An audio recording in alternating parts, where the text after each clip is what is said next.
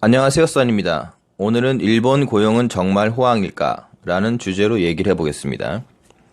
대부분의 한국 분들이 지금 일본에 일자리가 많아서 상당히 호황이다. 그래서 아베가 일 잘한다, 부럽다 하는 말들을 많이 하시는 편입니다. 그런데 그 내면을 보면 그렇지 않다는 것을 알려드리겠습니다. 일본 대졸자 취업률은 데이터상으로 보면 완전 고용에 가깝습니다. 얼핏 보면 참 부러운 얘기죠. 하지만 그들이 취직을 하는 비율이 그런 거고요. 얼마 못 가서 다들 이직을 하거나 회사를 그만두는 젊은이들이 상당히 많이 있습니다. 왜냐고요? 급여가 너무 작아서 그렇습니다. 노동의 강도는 세고요.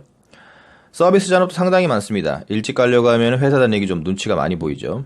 과중한 업무에 자살하는 신입 직원도 간간히 나올 정도입니다. 일본에서 소위 블랙 기업이라는 것이 있는데요. 노동법을 잘 지키지 않는 회사가 상당히 많이 존재합니다. 아니, 일본은 선진국 아닌가요? 이럴 수가. 하고 반문하시는 분들이 있을 겁니다. 하지만 불법 행위가 빈번히 일어나는 게 현실입니다. 제가 아는 지인은 4년제 대졸인데 월급 실수령액이 150만 원에 불과합니다.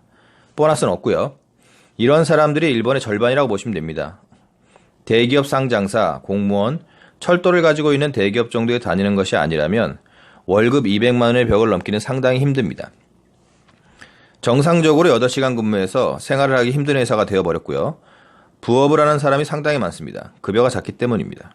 일본은 실질 임금이 20여 년 전에 비해서 오히려 내려갔습니다. 그 사이 소비세는 3%에서 5%가 됐고요. 지금은 8%입니다. 그리고 올 10월에는 10%가 될 예정입니다.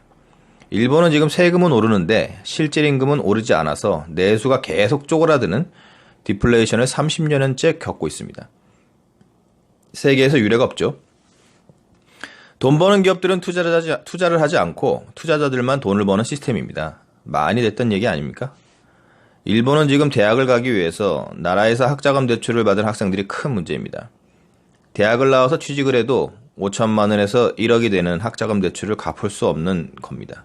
급여가 형편없기 때문이죠. 이런 학자금 대출을 받은 대학생이 2명 중 1명이고요. 그대로 이 사람들이 독립을 못하고 부모 밑에 살면서 결혼도 못하고 빈곤해져 가는 겁니다. 이런 학생들이 약 500만 명이나 존재합니다. 그래서 이번에 레이와 신생금이라는 정당이 돌풍을 일으킨 이유가 바로 이 학자금 대출 99조 원을 세수 조정을 해서 갚아주겠다라는 공약으로 급부상한 겁니다. 이게 현실입니다. 일자리는 있으나 한국보다도 적은 임금의 장시간 노동, 낮은 급여로 인해서 워킹 푸어가 돼버린 게 현실입니다. 겉으로는 멀쩡해 보이는 일본이지만 여기저기서 적신호가 연달아서 터져나오고 있습니다. 일본 경제가 호황이라고 한국 언론에서 얘기하는 언론들은 참 한심하기 짝이 없습니다. 숫자라만 보면 호황이죠. 아베가 그 숫자 조정도 잘하거든요. 얼마 전에 그것도 들통났죠. 통계 조작. 일본은 1990년 중반부터 지금까지 경기가 좋아진 적이 없고요.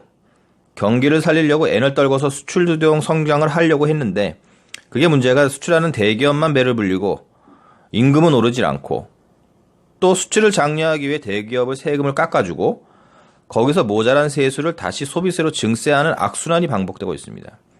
점점 일본인들의 삶은 피폐해져 가고 있습니다.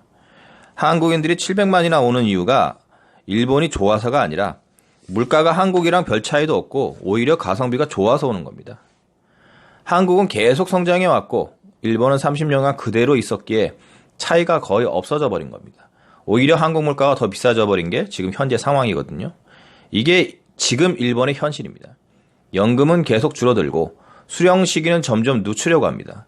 그렇다고 일본이 당장 IMF가 오거나 하진 않습니다.